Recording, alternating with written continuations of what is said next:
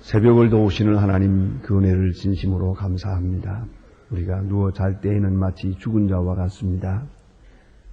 그러나 자는 동안에도 우리의 맥박과 우리의 호흡을 지켜주시고 우리의 뇌파를 지켜주시며 죽은 해 가운데 보호해 주셨다가 다시 이렇게 아침 일찍이 일어날 수 있고 맑은 정신을 차릴 수도 있으며 건강한 몸으로 일어나 먼저 주의 전을 향하여 나올 수 있게 발걸음을 인도하시고 먼 길 마다하지 않고 모든 어려움을 다 무릅쓰고 주의 전에 모여 한 마음으로 하나님 앞에 기도할 수 있도록 은혜 주시는 놀라운 은혜를 진심으로 감사하옵나이다. 아버지 하나님, 전쟁의 위험이 끊일 날이 없지만은 평화로운 가운데 지켜주시고 태풍이 지나가고 지진이 있고 이렇게 많은 사건들이 우리 앞에 다가오고 있지만은 우리는 주를 믿고 살기에 평안한 마음으로 오늘도 주 앞에 모이고 주를 찬송케 되오니 이 놀라운 은혜를 진심으로 감사하옵나이다. 우리 인간들이 아는 대로도 우리는 많은 공해 속에 삽니다. 무엇을 먹어야 할지 무엇을 마셔야 할지 알 수 없을 만큼 모든 것들이 다 오염되고 또 이렇게 사람의 몸에 불리하다고 합니다마는 그러나 이러한 독소를 먹고 살면서도 또 오늘도 건강한 몸으로 주를 찬송케 하시오니 이 놀라운 은혜를 진심으로 감사하옵나이다. 생각하면 모든 것이 기적과 같은 것이요 하나님이 우리에게 주시는 엄청난 은혜인 것을 생각하게 됩니다. 주여, 오늘이 있도록 인도하신 것은 내일을 주시려 하심이요 오늘을 주신 것은 과거를 용서하심이요 오늘이 있는 것은 앞으로 더 큰 역사를 이루기 위해서 주께서 저희를 부르시고 쓰시고 있는 경륜이 있음을 믿고 그 은혜를 진심으로 감사하옵나이다. 하나님, 우리에게 믿음을 주시옵소서. 현실을 넘어서 미래를 볼 수 있게 하시고 현세를 넘어 내세를 볼 수 있게 하옵소서. 오늘 우리 이 시간에도 우리 깊은 세계를 볼 수 있고 생의 신비로운 세계를 생각하며 그 크고 놀랍고 위대한 하나님의 뜻을 깨닫고 그 안에서 발견되며 그 안에 있는 나 자신을 찾으며 하나님 앞에 감사하는 은혜로운 시간이 되게 하여 주시옵소서. 하나님, 어쩌면 나만이 사막에 버려진 것 같은 존재였지만은 깊은 은혜 가운데 살면서 내게 주신 축복이 얼마나 크며 내가 하나님 앞에 모든 사람 중에 가장 하나님의 사랑을 많이 받은 존재라는 것을 깨달으면서 주께 깊이 감사하고 남은 생의 운명을 하나님 앞에 깨끗하게 위탁하는 은혜롭고 귀한 시간이 되게 하여 주시옵소서. 하나님, 오늘도 하나님의 말씀이 바르게 전파되게 하시고 말씀이 전파되는 곳마다 구원이 있고 생명이 있고 중생의 역사가 있어서 이 말씀으로 인하여 철의 장막도 무너지며 온 세계가 화평을 얻을 수 있게 하옵소서. 이 혼란한 세대가 바른 길을 찾을 수 있게 은혜 베풀어 주시기를 기도하옵나이다. 겨자씨와 같이 조용히 전해지면서 모든 사람의 심령이 소생함을 받는 크고 위대한 역사가 있어지기를 기도하옵나이다. 내려오신 아버지여, 저희 교회가 교회된 본분을 다하게 하옵소서. 해야 할 모든 일들이 많습니다. 이미 하고 있는 일 잘 감당하게 하시고 주께서 원하시는 길을 충분히 이루어 드릴 수 있게 도와주시며 소망의 식구들 하나하나가 다 주 앞에 성실히 서고 진실하게 행하도록 도와주시기를 기도하옵나이다. 특별히 주께서 우리에게 은혜 주시사 저희 교회가 창립 22주년을 맞습니다. 그리고 가장 어렵게 소외당한 정신지체자들을 위해서 우리가 복지시설을 마련하고자 합니다. 그들의 남은 일생을 책임지며 편안하게 살도록 해주려고 합니다. 이 일을 위해서 우리가 그리스도 안에서 정성을 다하게 하시고 교회에 찾아드는 많은 심령들을 또한 이렇게 얼마든지 평안하게 오실 수 있도록 대문을 크게 여는 마음으로 주차장을 마련하고 있습니다. 이 모든 일을 위하여 헌금하려고 하오니 하나님이여 우리 마음 열어주시고 인색한 마음에 행하지 않게 하시고 정성을 다하게 하시고 어느 교인 하나도 여기서 나와 관계없는 것처럼 예외로 생각하지 않게 하시고 다 같이 협력하고 한마음 한뜻으로 모아서 아름답고 귀한 일을 넉넉하게 이루어가도록 큰 축복을 더해 주시기를 기도하옵나이다. 주를 섬길 때마다 기쁨이 있고 주 앞에 드릴 때마다 더 많은 것으로 채워주시는 주님의 은혜를 생활 속에서 체험하게 하여 주시옵소서. 하나님 아버지, 이 나라를 진리 위에 세워주시고 이 혼란 속에서 민족을 바로 인도할 수 있도록 대통령과 모든 위정자들과 그리고 국회의원들과 그리고 이 나라 경제와 교육을 좌우하는 모든 분들에게 오늘도 큰 은총을 베풀어 주시고 지혜와 총명을 주시기를 기도하옵나이다. 하나님 아버지, 온 국민이 주 앞에 정직하고 성실한 백성 되고 부지런한 백성 되게 하여 주시고 서로 무릎 찢는 일은 이제 여기서 멈추고 화해하고 하나 되는 놀라운 역사가 있어지기를 기도하옵나이다. 모든 헛된 생각을 버리고 다 주님 앞으로 돌아오게 하여 주시옵소서. 특별히 저 북녘 땅에 있는 우리의 사랑하는 형제들을 위해 기도합니다. 영양실조로 크지 못하고 또한 비틀어져가는 어린이들을 위해 기도합니다. 하나님이여 불쌍히 여겨주시고 그 고난과 억압과 고통에서 속히 건져주시며 우리가 마땅히 해야 할 도리를 다 할 수 있게 도와주시고 사랑으로 미움을 이기고 복음으로 이념을 이길 수 있는 큰 은총을 내려주시옵소서. 해외에 있든지 여행 중에 있든지 군문에 나가 있는 젊은이들, 소망의 식구들, 온 가족들 다 돌보아 주시고 특별히 병중에 있는 분들과 슬픔을 당한 가정에 은총을 내려주시고 많은 시험을 겪고 있는 가정마다 주께서 함께하여 주시옵소서. 주여 이 날이 복되게 하시고 주와 함께하는 날이 되고 좋은 소식을 듣고 아름다운 일들을 경영하는 날이 되게 하옵소서. 예수님의 이름으로 기도합니다. 아멘. 하나님의 말씀은 계속해서 오늘 이사야 2장 보겠습니다.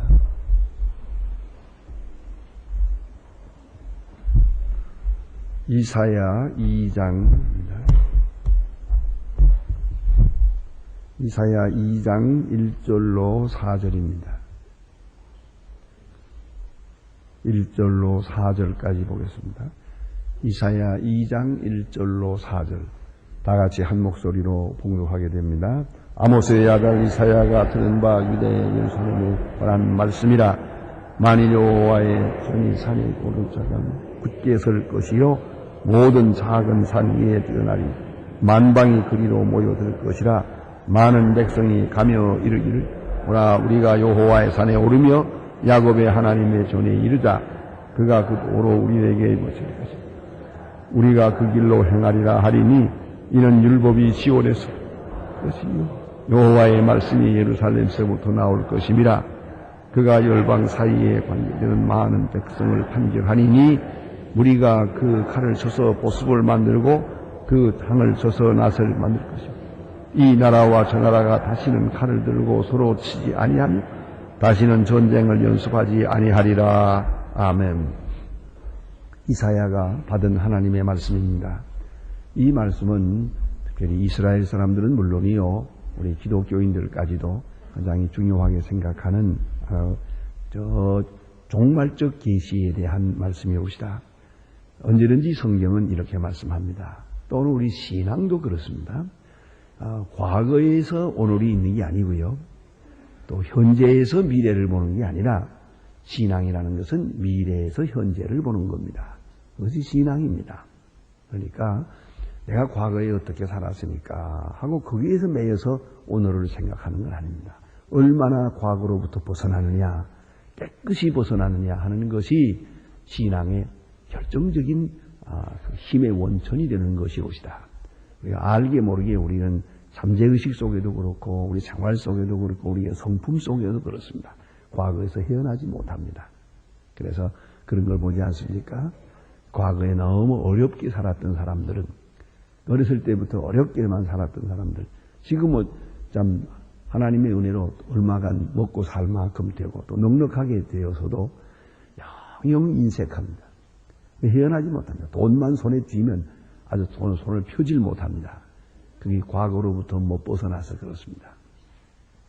그러니까 우리가 어떤 의미든지 그래요. 또 어떤 때는 뭐 억울함을 당했다. 그 과거의 억울한 건 지나간 거예요. 과거가 내가 뭐 어떤 형편에서 살았든지 그게 뭐 중요하지 않아요. 이제 그로부터 오는 모든 습성 혹은 그게 잘못된 성품 혹은 습관 또 의식 이런 거 피해의식 같은 거 다 우리 이거 잊어버려야 되거든요. 이걸 벗어나지 못해요. 참으로 문제올시다. 제가 미국에서 공부할 때 그런 가정을 방문해 본 일이 있습니다. 여기 한국에서 자랄 때에 너무 어려워가지고 옛날에 그 쇼리라고 하는 그 미군 부대에 들어가서 그저 이렇게 심부름이나 해주면서 자라는 그런 아이들이 있었죠. 다들 고아들입니다만은 그 미군들이 그 아이들을 사랑해서 그냥 부대에다 불러가지고 같이 자고 먹고 하면서 자라면. 근데 뭐 영어 못하지만 오케이, no, yes 뭐 이렇게 하면서 그거 있었어요. 그래서 그 미군 부대 안에서 자라난 아이인데 거기서 빵 만드는 기술을 배웠어요. 그러니까 이 아이는 중학교밖에 못 나왔어요. 그런데 빵 만드는 기술은 아주 훌륭한 기술자예요. 그 미국 부대에 오래 있었기 때문에 그런 특혜를 입어서 미국으로 이민을 가게 되고 거기 가서 빵집을 합니다. 돈을 많이 벌었어요. 집이 2채요, 뭐 자동차고 뭐 많아요. 잘 살아요. 그런데 그 미국 유학 간 처녀가 있는데 대학원까지 공부했지만은 영주권이 없어서 쫓겨나게 됐어요. 이 남자하고 결혼을 했어요. 그러니까 한마디로 생각하면 중학교 나온 사람하고 대학원 나온 사람하고 결혼한 거예요. 요새 말로 말하면 눈높이가 잘 안 맞아. 그런데 어쨌든 결혼을 했어요. 뭐 아이도 낳고 잘 살아요. 사실 여러분 결혼을 하는데 무슨 뭐 결혼하고 살면서 뭐 눈높이가 어떻고 지식 수준이 안 맞고 그건 다 핑계입니다. 결혼하는데 무슨 말을 이렇게 많이 하는데 뭐 이렇게 눈높이가 안 맞습니까? 대충 살지. 다 쓸데없는 생각이에요. 그렇잖아요? 무슨 그렇게 유식한 소리를 한다고. 세상이 매일 변하는데 뭐 아니 아이들 젖먹이는 얘기나 하면 되지 뭘 그렇게 복잡한 얘기가 많다고. 신문에 날 정도지 뭐 그거 가지고 아주 무슨 그게 그렇게 무슨 공부를 많이 해야 가정이 편안하고 뭐 말에 상대가 안 되고 그거 다 쓸데없는 소리입니다. 중요한 것은 마음을 여느냐가 문제예요. 모르면 물어보면 될 거 아니에요. 물어보면 대수면 될 거 아니에요. 뭘 그렇게 대단한 거라 거기서 유식한 아무 상관없는데 이게 문제가 되세요. 자오간 뭐라고 한마디만 하면은 남편은 얘기합니다. 대답하는 게 잘하는 사람 해. 그러고 끝이야. 말끝마다 너 잘났다고 그러고 대답을 안 하는 거예요. 말을 들으려고 하질 않아요. 그 아주머니가 아주 굉장히 고민하고 있더라고요. 이걸 이대로 살아야 되나 말아야 되나. 이거 보세요. 그 별거 아니에요. 국민학교 나왔던 국민학교 못 나와도 상관이 없어요. 얼마든지 마음만 열면 아니 그거 모르고 무슨 소리요? 하고 한마디 하면 그건 이런 거라고. 그렇구만. 그건 대화가 됐잖아요. 문제는 마음을 열면 이거 뭐 과거에 매인 거죠. 항상 생각이 과거에 있어요. 이래지면 아무 일도 못합니다. 그러니까 제일 불쌍한 것은 과거로부터 출애굽하지 못한 사람이에요. 과거에 잘 살았든 못 살았든 어떤 기술이었든 이로부터 깨끗하게 벗어나서 미래로 향해야 되는데 그것이 아니면은 누구도 어렵습니다. 그 다음에 또 하나 있어요. 현재에만 매이는 것도 문제예요. 현재에 의해서 있으면 있는 대로 없으면 없는 대로 있다고 교만하고 없다고 절망하고 현재에 온 마음을 두고 헤어나지 못해요. 이것 또한 문제입니다. 그러면 참신앙이라는 것은 그 구도적으로 어떻게 되어 있는 거니? 미래로부터 현재를 생각하는 겁니다. 모든 일이 저 앞에 있어요. 그것도 결정적 미래예요. 보세요. 이스라엘 사람들을 하나님께서 애굽에서 구원하실 때 광야에 갖다 놓았습니다. 그리고 계속 말씀하시는 것은 과거를 잊으라는 거죠. 과거에 대한 것은 오직 하나님께서 그 어려운 가운데서 우리를 구원하셨다. 그 구원에 대한 은총만 기억하라는 거예요. 그 외에 그 과거에 어떻게 살았고 어떻게 살았고 자꾸만 우상 섬기던 것, 뭐 과거에 뭐 거기서 뭐 고기 까마 옆에서 뭐 몰래 고기를 꺼내 먹었다나 뭐 그거 생각하면 안 된다 이 말이에요. 그러니까 얼마나 과거로부터 깨끗이 벗어났느냐에 따라서 그들이 신앙생활을 할 수가 있었고요. 특별히 하나님이 말씀하시는 것은 계속 저 앞에 있는 요단강 건너에 있는 가나안 땅이에요. 그건 가보지를 못했어요. 못 가본 겁니다. 그래서 말씀하시는 거예요. 말씀을 통해서 미래를 보는 거예요. 나는 못 가보았지만은 말씀을 통해서 가본 거예요. 그걸 우리가 잊지 말아야 돼요. 이 말씀은 사실은 내가 가본 것보다 더 확실한 거예요. 내가 가본들 뭘 보겠어요? 그렇지 않아도 여러분 다 아시잖아요. 예? 여호수아와 갈렙과 12사람의 그런 정탐꾼이 갔다 온 사람들이 어떻게 됐어요? 그로 인해서 더 문제가 생기지 않았습니까? 그런 거로 미래라고 하는 것은 하나님이 정해 주신 거예요. 하나님이 내가 가보지 못한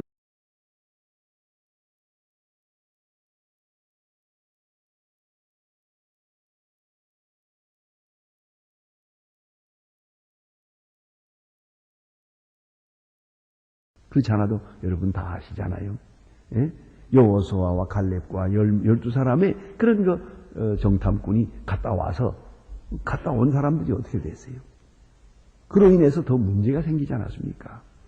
그런 거로 미래라고 하는 것은 하나님이 정해 주신 거예요. 하나님이 내가 가보지 못한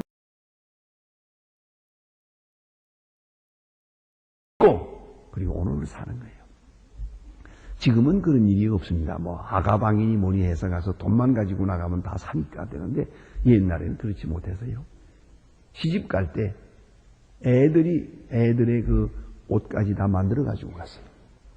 시집 갈 때 그래서 시집 갈 때는 그렇게 많이 가지고 갔어요. 뭐 자관 인만큼 잘 사는 집은 자기가 시집 갈 때 가지고 간 그 옷과 필목을 가지고 가서 그 시집에서 하나도 얻어 입지 않고 그것 가지고 일생 동안 입는다잖아요.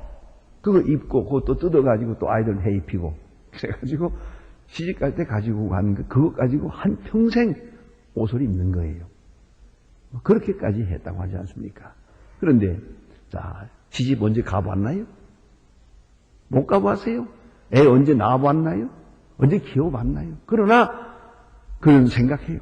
어른들의 말을 통해서 이건 이렇게 될 거라고. 미래는 확실하죠. 뭐.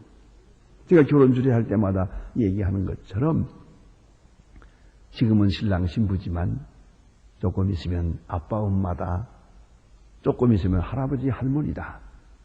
할아버지 할머니 됐을 때 되돌아보면서 나는 잘 살았다 할 만큼 그렇게 살아다오. 부끄럽지 않게 살아달라.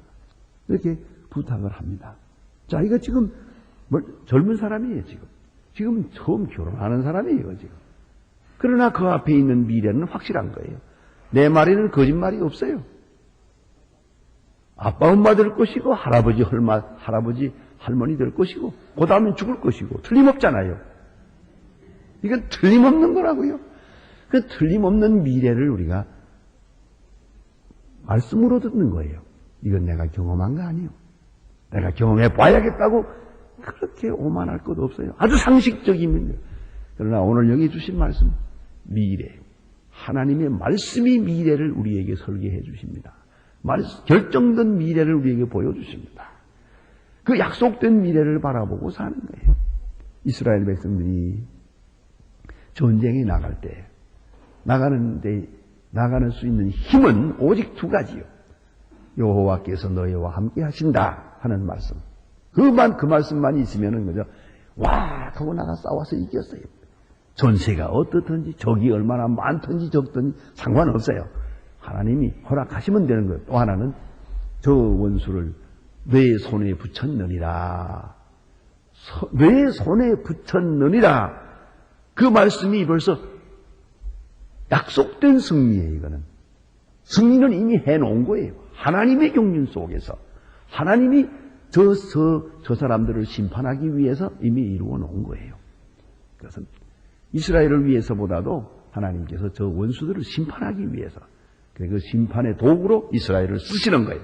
그러면 이건 결정된 거예요. 이렇게 되게 돼 있어요. 그러니까 나가서 싸우는 건 거저먹기 아닙니까? 아니, 다 이기로 돼 있는 건데 그렇게 하기로 돼 있는 거예요. 그걸 믿고 저들은 나와 싸워서 이겼다 하는 겁니다. 신앙생활은 그런 것입니다.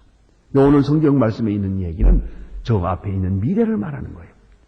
이것은 이스라엘로부터 시작해서 교회가 이루어질 것, 그 교회가 온 세계에 전파될 것.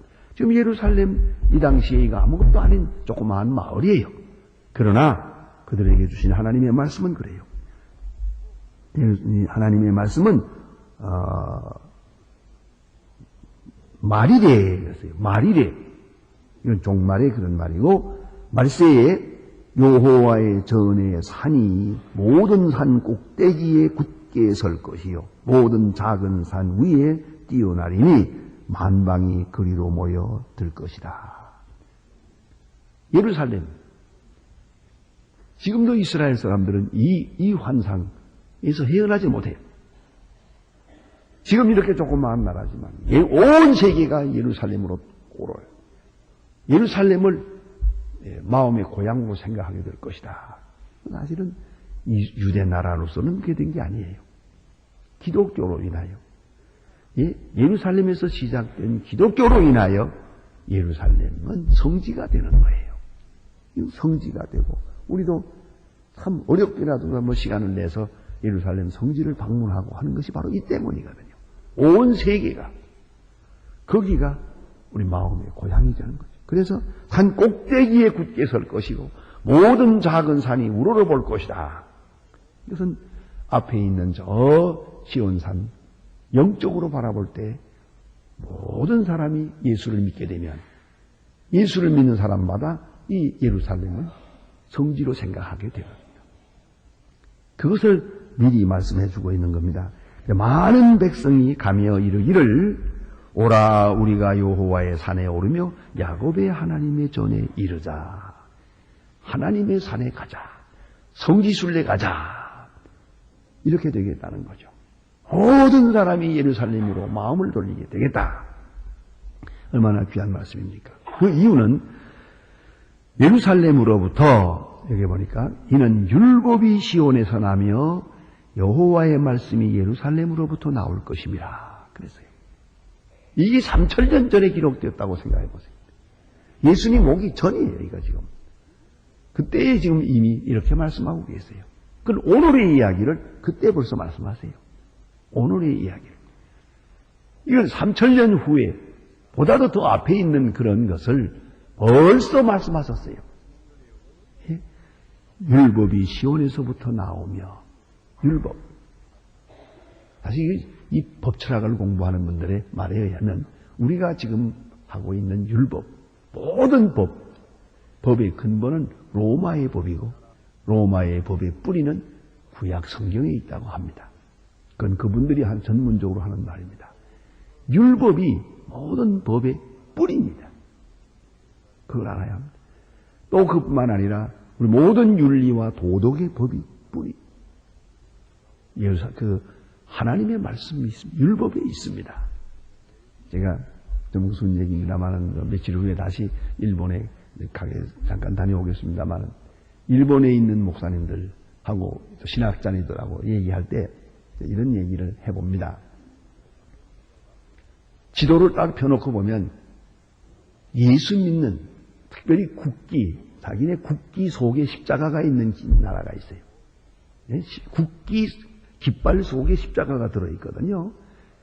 스웨덴이나 스위스나 영국이나 그렇지 않습니까? 그런 나라가 7개가 있죠. 그런데 어쨌든 예수 믿는 나라, 기독교를 국교로 받아들인 나라가 대체로 그렇게 이상적인 건 아닙니다만은 잘 살아요. 복지국가예요. 그래서 지도를 펴놓고 예수 믿는 나라가 다 잘 산다. 그래서 예수를 믿어야 잘 산다. 이렇게 간단하게 전도하기가 좋았는데 일본 때문에 전도하기 힘들다. 당신네들은 예수 안 믿고도 잘 사니까 이게 전도에 있어서는 아주 방해가 된다고. 이거 아주 나쁘다고. 내가 그랬지. 그러니까 그게 내가 처음 들었습니다. 일본에 있는 신학교 교수면서 목사님인데 일본 중앙교회 동경 중앙교회 목사님이십니다. 근데 아주 껄껄 웃으면서 소대서네 그렇다는 거야. 그건 맞는데 아니라는 거예요. 광 목사님 오해했단 말이에요. 그걸 모르시는만 그래요. 뭔데? 그랬더니 아닙니다. 우리는요 예수는 안 믿으면서 예수 덕에 잘 사는 나라입니다. 알아요?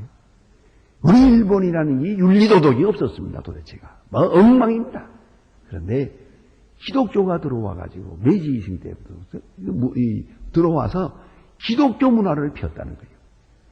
그래서 상류사회에서 기독교를 받아들이면서 지식적으로 받아들이고 예수를 안 믿고 기독교 윤리는 받아들였다는 거예요. 우리가 지금 정직하고 부지런하고 깨끗하고 이건 기독교 윤리지 본래 우리 윤리가 아니라는 거예요. 그러니까 우리는 기독교 윤리만을 받아서 오늘의 일본은 사회를 이룬 것이다. 그렇게 말해요. 그러면 양치구만 그러세요. 안 그래요?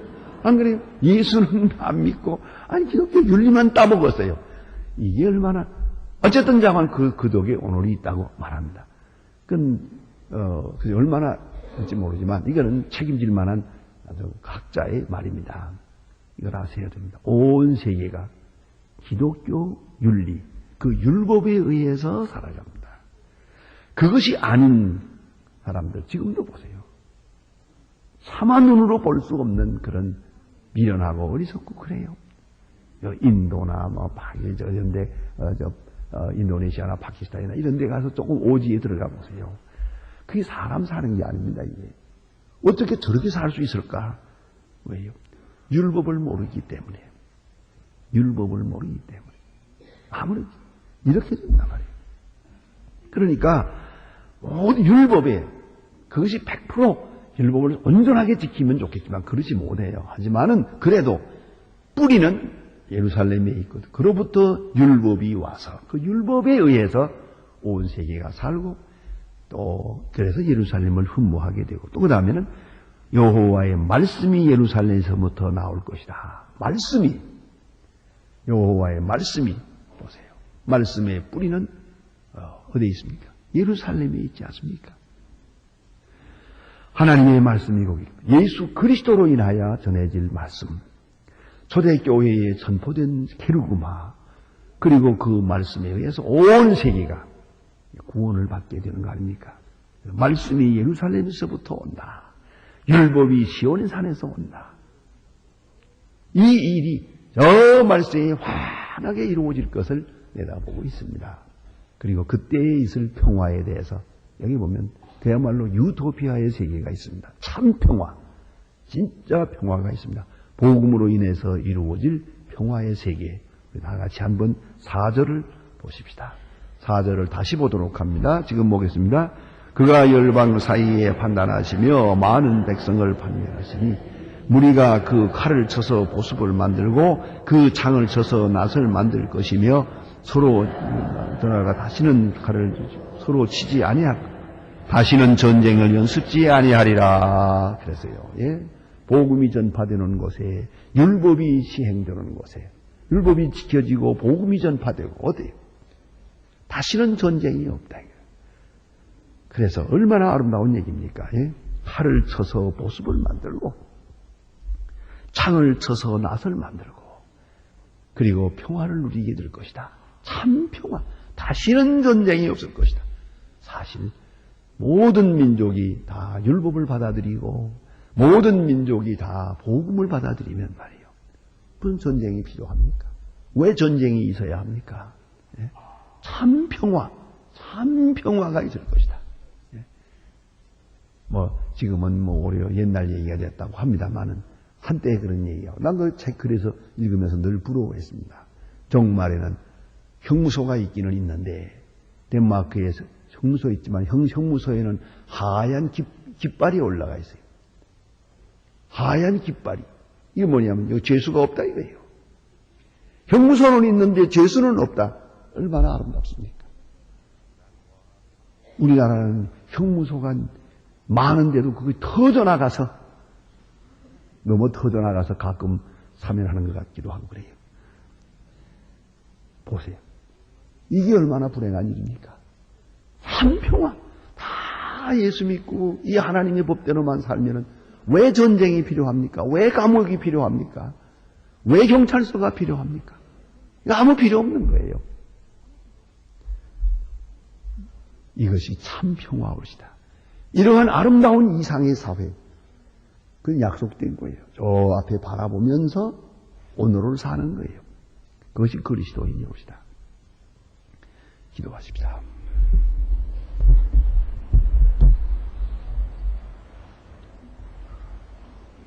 하늘에 계신 우리 아버지시여, 이름이 거룩히 여김을 받으시오며 나라의 마옵시며 뜻이 하늘에서 이룬 것 같이 땅에서도 이루어지. 오늘날 우리에게 일용할 양식을 주옵시고 우리가 우리에게 죄 지은 자를 사하여 주는 것 같이 우리 죄를 사하여 주옵시고 우리를 시험에 들게 하지 마옵시며 다만 악에서 구하옵소서. 내게 나라와 권세와 영광이 아버지께 영원히 있사옵나이다. 아멘.